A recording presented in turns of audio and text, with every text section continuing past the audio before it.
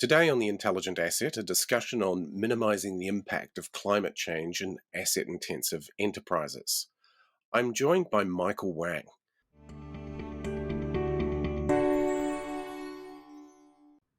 Welcome to The Intelligent Asset, a podcast on digitizing enterprise asset management, developing intelligent interactions, and building systems of intelligence for asset operations. For industry professionals who work in EAM and facilities management across transportation, public sector, utilities, manufacturing, and large enterprises. We want to tie the global challenges we all share to the world of enterprise asset management and how we can all make change for the better, building a more sustainable collective future. And this episode is brought to you by IBM Maximo, Australasia's leading provider of sustainability solutions for asset-intensive enterprises. I'm Sam Williams, one of the hosts of The Intelligent Asset, and today we're joined by Michael Wang, technical specialist for Envizi Sustainability. Such a privilege to have you with us today, Michael. Tell listeners a little bit about yourself and your background. Yeah, thanks, Sam. Yeah, so my background is in meteorology and climatology. So I'm passionate about the weather, so I become a meteorologist, right? So I worked in that space for over 25 years. Being a consultant for oil and gas industry to ensure the safety of their operation and structure integrity through meta-ocean analysis and consultancy services. And now I'm working with IBM, and I've spent about 6.5 years with IBM now. And initially, I was a weather kind of a person as well, with the acquisition of the weather company by IBM in 2016. So I joined the early team of the IBM to develop business and to expand the business into Asia Pacific. So basically weather business is still one of the sustainability software business in IBM, and we're helping many organizations to leverage weather insights, weather intelligence to drive their business outcomes. Okay. So just around the topic of climate change, for instance, being a meteorologist, you would no doubt have a perspective on just how you would define climate change and what sort of impact it's having on large enterprises. Yeah, so I think in terms of the climate change, and it is probably very clear now. So what's the impact they're causing on the businesses, and what kind of the risk the business is going to facing years down the road, right? So the climate change is already happening, so there's no doubt about it, right? So the matter is how the business understand the risk associated with the climate change, both in terms of the physical risk and the transition risks. So how they understand this risk, and also how they understand whether the business is still viable years down the road, 10, 20 years down the road, is the business still be able to operate, right? So these are type of question I think the enterprises are facing at the moment, right? So, and I think the most important question that probably many organizations should ask themselves is whether they have any of the mitigation or adaptation strategy in place, to really tackle or to deal with the climate change. So I suppose it's kind of a twofold thing in the sense that on one hand, it's about mitigating the impact, but on the other hand, it's also about reducing your carbon footprint so that you have some form of direct impact on reducing the impact of climate change. Is that fair to say? Yeah, right, Sam. Yeah, so really, I think that there are two things, So I mean, in terms of risk to the organization, right? Though I mentioned the physical risk and transition risks, and all the mitigation and adaptation strategy are really part of it, So and trying to address those risks, So in terms of physics risks, as you probably know, that we're talking about the extreme weather events, so the changing weather patterns, due to the climate change, right? The sea level rises, the erosion, all these things, and including like a resource scarcity and a biodiversity loss, all these things are physical risk, an organization is going to face, right? So when we're talking about the transition risk, it's more kind of subtle, if you like. The transition really kind of rise from those shift, coming from the transition into the low carbon society, right? That could be the policy changes and the regulatory requirement changes, and also it could be the market shift, the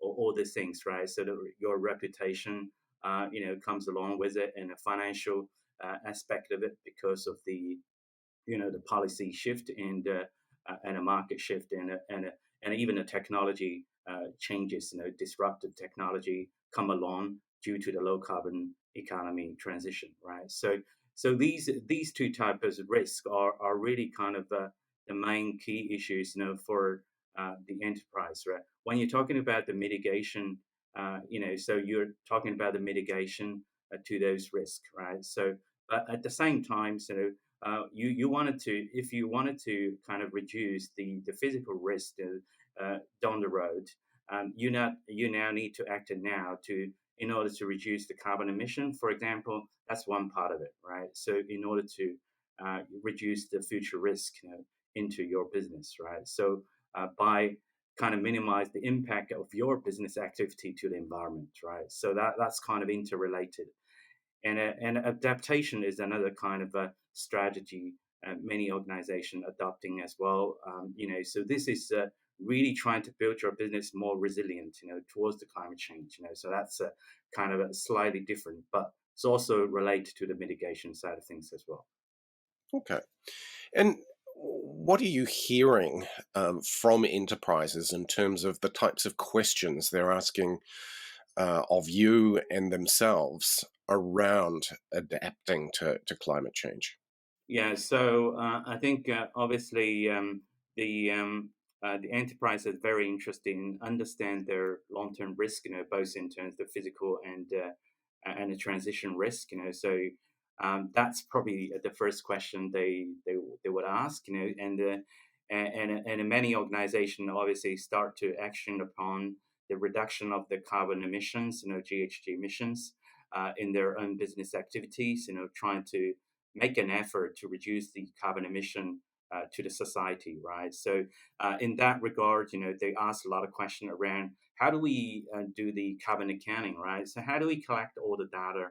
How do we make sure the data is a complete, right? The data is auditable, and we got all the traceabilities and be able to trace back to the source, So and how do we ensure the data integrity, and how do we integrate the existing system into a sustainability software platform in order for us to manage the sustainability performance better? How do we fulfill all the reporting requirement from different stakeholders, whether it's investors or the regulatory bodies, So yeah, they have a lots of question around this space, So I think they're all kind of evolved around the mitigation strategies, and how to reduce the impact of the business activity to the environment. At the same time, they also wanted to know how to reduce the impact of the environment to their business activity at the same time. So there is a lot of questions asked, by the enterprise. And more broadly, in terms of environmental, social, and governance, are you seeing an uptick in interest and or understanding around ESG and what it means to organizations and what they need to do? Absolutely. So I'm working for in a market of APAC, Asia Pacific. So I do feel there is a strong kind of a drive behind the sustainability at the moment, especially around the ESG. So always think there are many drivers behind that, right? So I mean, you're talking about the the policy changes from the government standpoint. So we see, Australian government committed 43% of decrease of GHG emissions by 2030, right? And in many other countries in the region also follow suit. So you see Singapore and Malaysia and other countries, Hong Kong regions, also kind of step up, in terms of the government drive in behind the sustainability initiative, right? So, and also investors are another strong driver behind this change. So really, I think the company now need to understand, or at least need to demonstrate, not only they're financially strong, they have a great business model, solid business model to run, but also they need to show their sustainability credentials, ESG credentials, right? And so that's part of it before they even think about raising capitals. So that's one, the other drive behind that, and obviously, the customer now start to using their money to vote for ESG as well, right? So they could potentially change their buying behaviors, and this is already happening, right? Based on their the company's performance on the ESG credentials, so rather than just the quality of the product and the price of the product, right? So, and an employee also playing a part in this, so many employee are trying to choose work for a company and who is actually having a commitment into ESG, into sustainability. These are all the drivers behind the sustainability, right? So I mean, see more and more companies start to taking up the sustainability, start to embark on their sustainability journey, if you like, so, and also wanted to accelerate in this journey, right? So they do have a lot of questions. They're also on a different maturity curve. Some are just started, and some already kind of halfway, and some are really mature in the journey. Great. And I guess, what sort of examples are you seeing in terms of these changes and uh, companies that are actually embracing this and facing it head on? Shall we say? Yeah, yeah. I think being I mentioned I work in the oil and gas industry as a mid ocean consultant, to help the oil and gas industry to ensure their operation safety and structure integrity, for instance, from the mid ocean standpoint. So one of the company came to my mind is called Orsted. I don't know if you heard about that company. Used to call it Dawn Energy, right?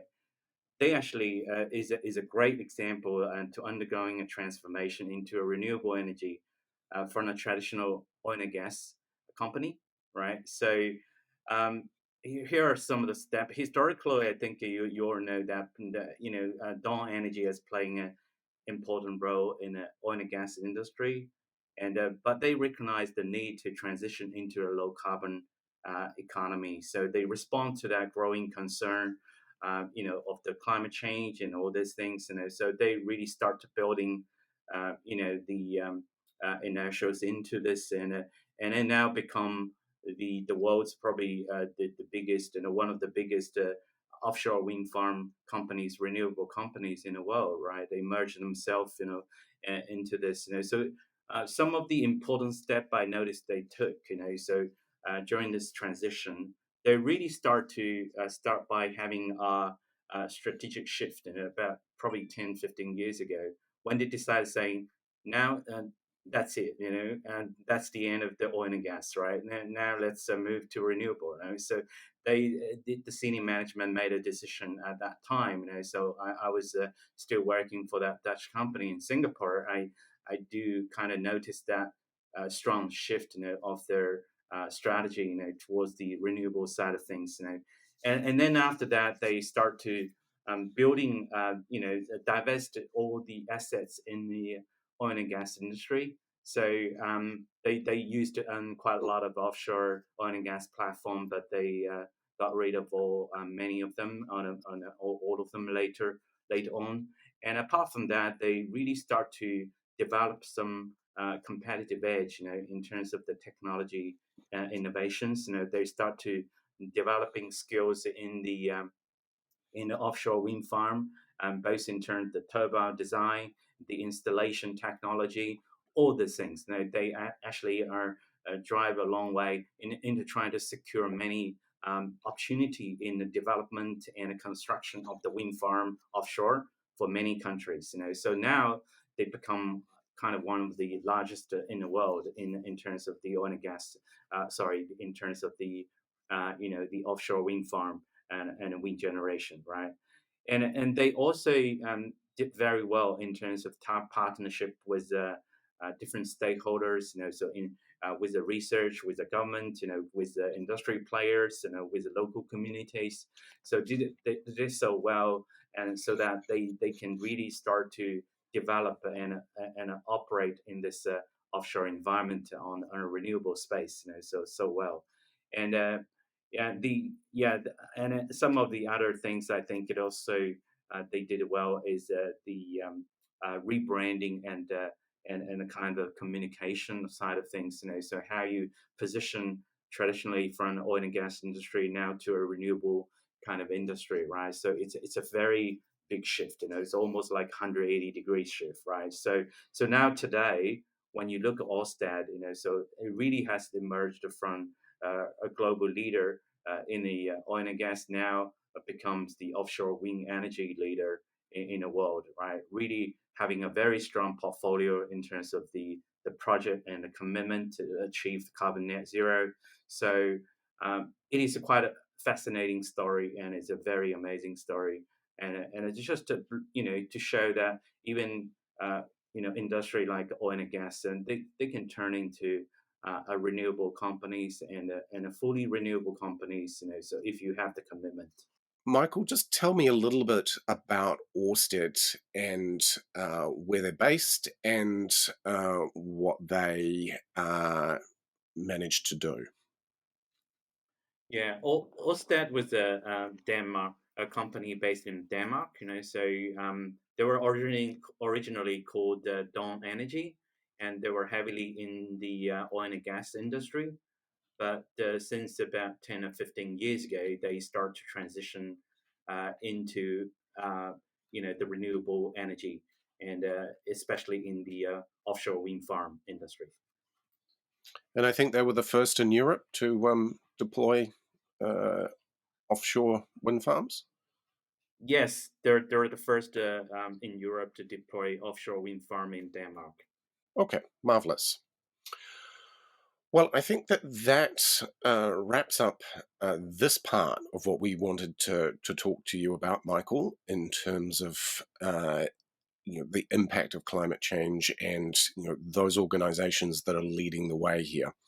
So thanks very much for your time. And for those that are interested in learning more on this subject, follow the links below. Thanks, Sam.